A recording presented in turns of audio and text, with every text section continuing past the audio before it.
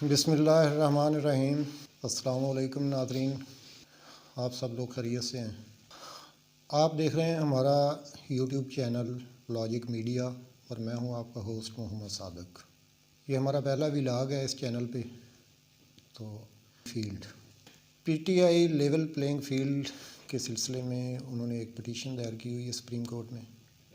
آج اس کی دوسری سماعت تھی کہ میں اس نتیجے پہ پہنچا ہوں کہ پی ٹی آئی کو انتظامیہ تو لیول پلینگ فیلڈ دے نہیں رہی، وہ تو سب کو پتہ ہے۔ تو جو پچھلے 2-3 ہفتوں کی سپریم کورٹ کی ہیئرنگس خصوصاً پی ٹی آئی کے کیسز میں نے سنی ہیں، مجھے نہیں لگتا کہ پی ٹی آئی کو عدالتوں میں بھی لیول پلینگ فیلڈ ملے گی یا نہیں، مجھے نہیں لگتا کہ ملے گی۔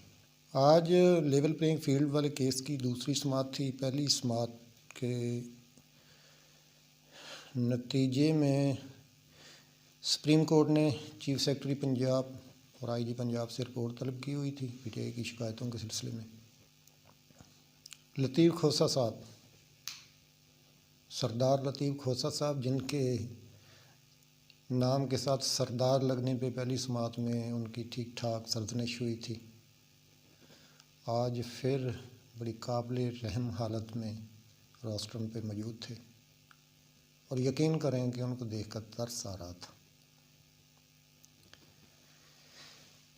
ان کو پہلی سماعت میں بھی آپ کو ذرا پیچھے لے چلتے ہیں۔ پہلی سماعت کا احوال جو میں نے اپنی آنکھوں سے دیکھا، مجھے یوں لگا کہ جس طرح پی ٹی آئی کے وکلاء کو دیکھتے ہی شاید چیف جسٹس صاحب کا پارا ہائی ہو جاتا ہے۔ وہ ان کو بار بار انٹرپٹ کرتے ہیں، وکلاء کو کم سنتے ہیں، خود زیادہ بولتے ہیں۔ یہ تو ابھی ہم نے چند دن پہلے لائیو نشریات سننا شروع کی ہیں، سماعت کا احوال جو ہے نا وہ لائیو دیکھنا شروع کیا۔ ہو سکتا ہے عدالتوں میں پہلے بھی ایسا ہوتا ہو، لیکن میرا دل نہیں مانتا کہ یہ جو طریقہ کار وکلاء کے ساتھ روا رکھا جا رہا ہے ہمارے عزت مآب جسٹس صاحبان کی طرف سے، مجھے تو معقول نہیں لگتا۔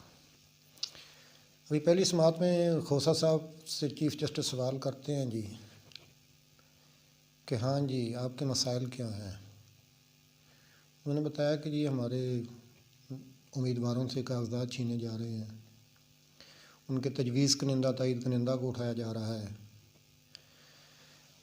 ان کے کاغذات اگر ریجیکٹ ہوتے ہیں تو ان کو ریجیکشن کی رسیدیں نہیں دی جاتی۔ تو چیف جسٹس صاحب ان کو کہتے ہیں کہ آپ کے پاس کوئی ثبوت ہیں؟ تو وہ کہتے ہیں جی کہ بالکل میرے پاس ثبوت ہیں اور یہ سی ڈی میں ہے، تو کائنڈلی آپ اگر اجازت مرحمت فرمائیں تو یہ ثبوت اپنی آنکھوں سے دیکھ لیں۔ چیف جسٹس صاحب ان کو سی ڈی چلانے کی اجازت نہیں دیتے۔ پھر وہ کہتے ہیں کہ ہاں جی آپ کو اصل شکایات ہیں کیا؟ تو لطیف کھوسہ صاحب ان کو کہتے ہیں کہ جی آپ پیج نمبر 12 پڑھ لیں، وہاں پہ ہماری ساری شکایات موجود ہیں۔ تو چیف جسٹس صاحب کہتے ہیں کہ یار یہ تو کوئی بات نہ ہوئی۔ پھر بات کو بدل دیتے ہیں، ادھر ادھر گھماتے رہتے ہیں۔ 2-3 منٹ چیف جسٹس صاحب بولتے ہیں اور کوئی 15-20 سیکنڈ لطیف کھوسہ صاحب بولتے ہیں۔ بڑی مشکل کے ساتھ کوئی کم و بیش 8 سے 10 مرتبہ ریکویسٹ کرنے کے بعد انہوں نے پیج نمبر 12 پڑھنا قبول کیا۔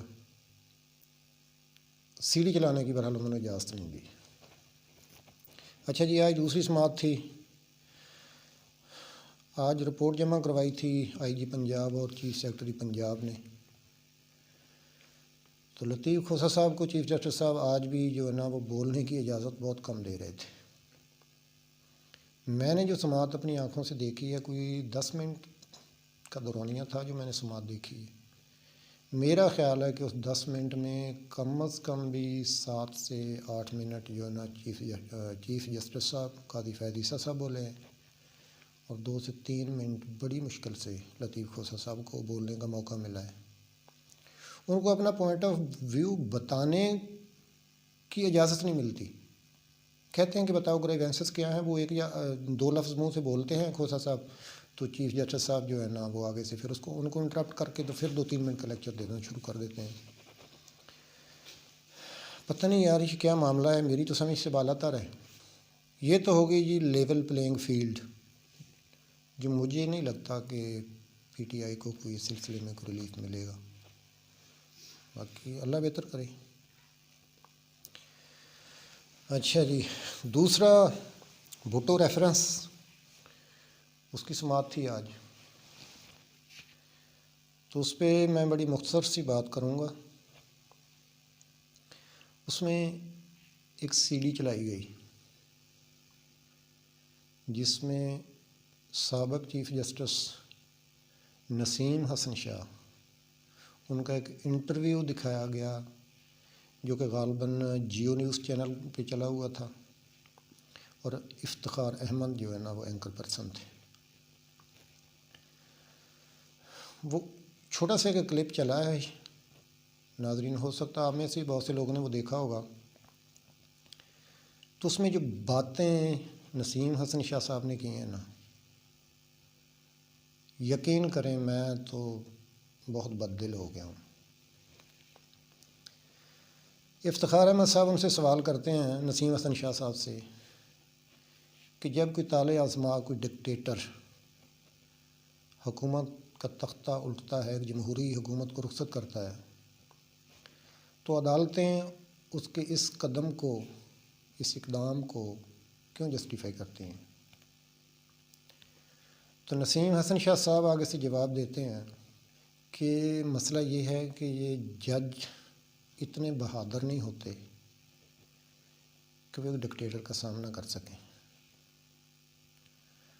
ان کو یہ ٹینشن ہوتی ہے کہ اگر ہم نے اس کی بات نہ مانی تو ہماری نوکری چلی جائے گی.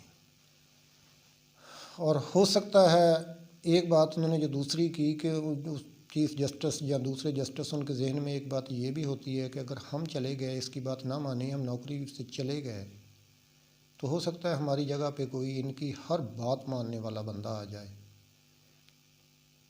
تو ہو سکتا ہے ملک کا زیادہ نقصان ہو. یہ بات تو کسی حد تک جو نا وہ جسٹیفائی ہوتی ہے. لیکن جو پہلی بات ہے کہ ججز آئین کو روندنے والے ڈکٹیٹر کے آگے صرف اس لیے بے بس ہوتے ہیں کہ کہیں ان کی نوکری نہ چلی جائے. آئین کی خاطر تو جان کی بھی پرواہ نہیں کرنی چاہیے. یہ نوکری تو بہت معمولی چیز ہے.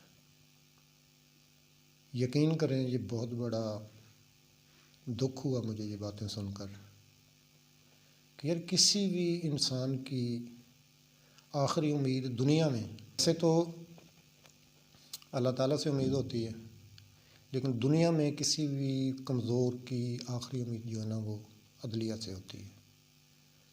تو اور عدلیہ ہی اتنی بے بس ہو جائے تو اس ملک، اس قوم، اس معاشرے کا کیا بنے گا؟ اچھا جی، اب آتے ہیں ہم اپنے تیسرے موضوع کی جانب، تا حیات نااہلی کیس.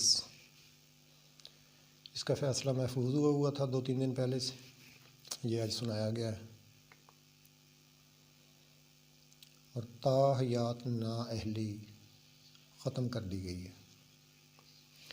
بہت سے لوگوں کو اس سے خوشی ہوئی ہوگی،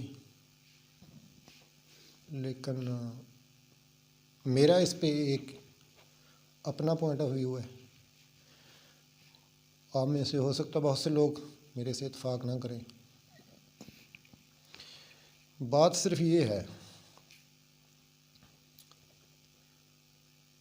کہ ایک شخص وزیر اعظم کے منصب پہ بیٹھ کر جھوٹ بولتا ہے اور اس کا یہ جھوٹ ثابت بھی ہو جاتا ہے، تو کیا وہ شخص دوبارہ وزیر اعظم بننا چاہیے یا وزیر اعظم بننے کے لیے اہل ہونا چاہیے؟ یہ سوال میں آپ پہ چھوڑتا ہوں. وہ وزیر اعظم، میں آپ کو تھوڑا سا ماضی میں لے چلتا ہوں، جب نواز شریف وزیر اعظم تھے اور پاناما کا کیس آیا تھا، تو پی ٹی آئی نے یہ کیس بڑا اٹھایا ہوا تھا جی کہ ہمیں بتائیں وہ ذرائع جہاں سے آپ نے جو ہے نا جس آمدن سے آپ نے ایون فیلڈ میں اپارٹمنٹ خریدے ہیں۔ تو وزیر اعظم، اس وقت کے وزیر اعظم میاں محمد نواز شریف نے کھڑے ہو کر ایک فائل جس میں چند ایک کچھ سادہ کاغذات پڑے ہوں گے اٹھا کر ایسے ٹیبل پہ رکھی اور کہا جناب اسپیکر یہ ہیں وہ ذرائع جن سے میں نے وہ اپارٹمنٹ خریدے تھے، اپارٹمنٹ ایون فیلڈ والے اپارٹمنٹ میں نے خریدے تھے۔ پھر وہ کیس عدالت پہنچا اور عدالت میں پوچھا گیا ہاں جی ثبوت دیں کہ آپ نے وہ اپارٹمنٹ کہاں سے خریدے، تو نواز شریف کے پاس کوئی جواب نہیں تھا۔ اور پھر ان سے یہ بھی کہا گیا کہ جو ذرائع آپ نے اسمبلی میں اسپیکر صاحب کو پیش کیے تھے وہ ذرائع کدھر ہیں، وہ ہمیں بتا دیں۔ تو بدقسمتی دیکھی اس ملک کی کہ نواز شریف کا جواب تھا کہ وہ تو میرا ایک سیاسی بیان تھا۔ اس ملک کا اللہ ہی حافظ ہے، اس طرح کے لوگ ہماری قسمتوں کے فیصلے کرتے ہیں، اور ایسے لوگوں کو عدالتوں سے ریلیف ملتا ہے کہ یہ ان کو دوبارہ بھی وزیر اعظم بننے کے لیے اگر کوئی رکاوٹ ہے تو عدالتیں کہتی ہیں کہ ہم دور کر دیتی ہیں۔ اللہ حافظ۔